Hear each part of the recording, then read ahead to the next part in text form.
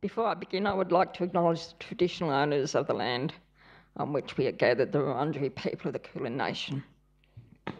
Pay my respect to their elders, past and present, and to all other elders who are here today. I would also like to acknowledge how government policies over the last 223 years have caused and continue to exacerbate the destruction and fragmentation of many Aboriginal and Torres Strait Islander communities, and how the dislocation and alienation from culture and the land is the primary contributor towards disability in Aboriginal communities today.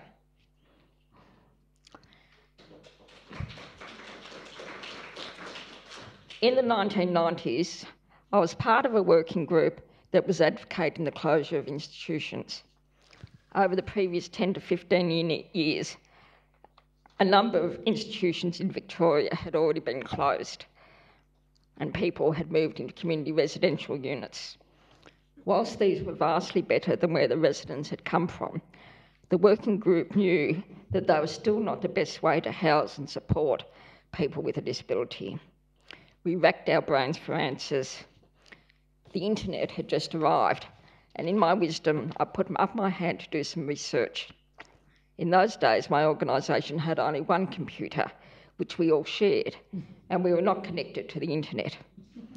A friend of mine worked in a university and had been using the internet, so a couple of us from the working group went down to use her computer.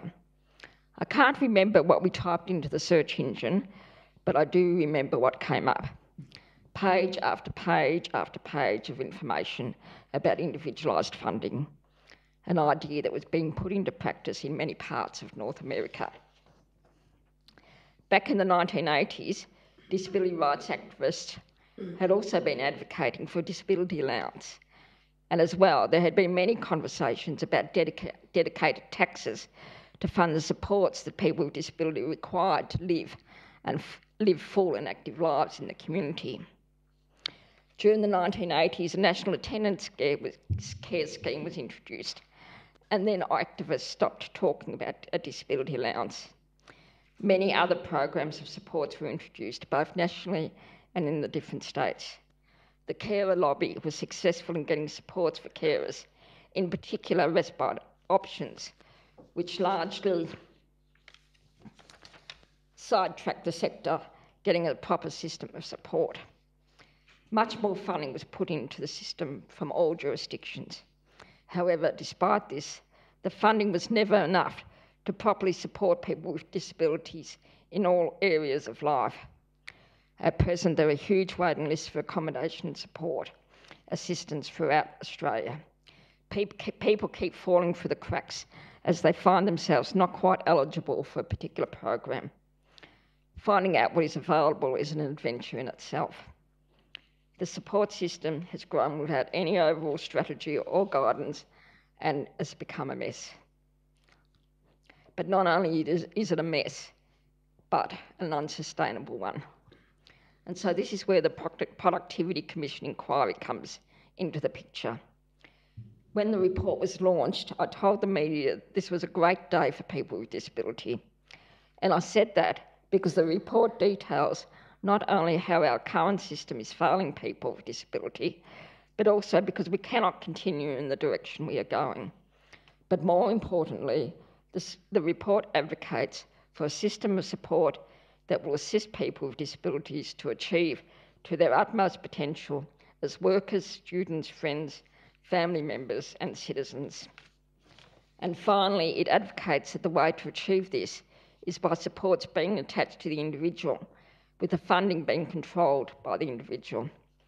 It has been 30 years in coming, but the day has arrived and we can no longer go back.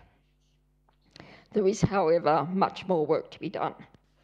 A lot of the detail in the Productivity Commission report needs to be clarified or changed, and we need to get all tiers of government to agree to implementing the new system.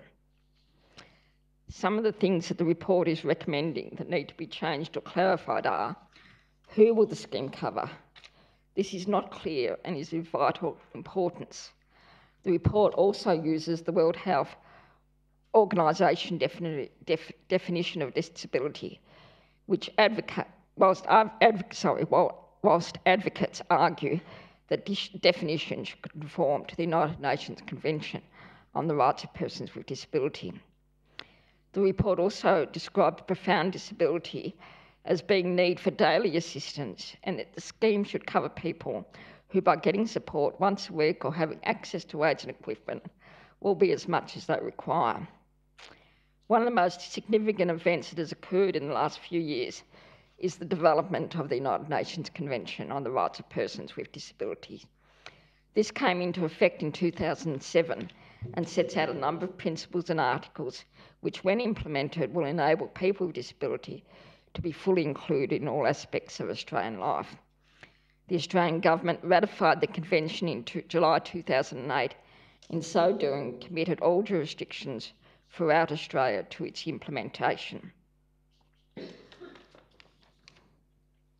The UN Convention is a paradigm shift in how people with disabilities should be treated. It operates from a human rights agenda as opposed to seeing people with disabilities as objects of charity or welfare. The Convention is a blueprint to include people with disabilities in all aspects of life. One of the fundamental questions in looking at the PC report and its recommendations is, does it conform to the UN Convention? The answer is yes and no. At present, advocacy organisations and disabled persons organisations are putting together a submission which analyses the PC report against the CRPD.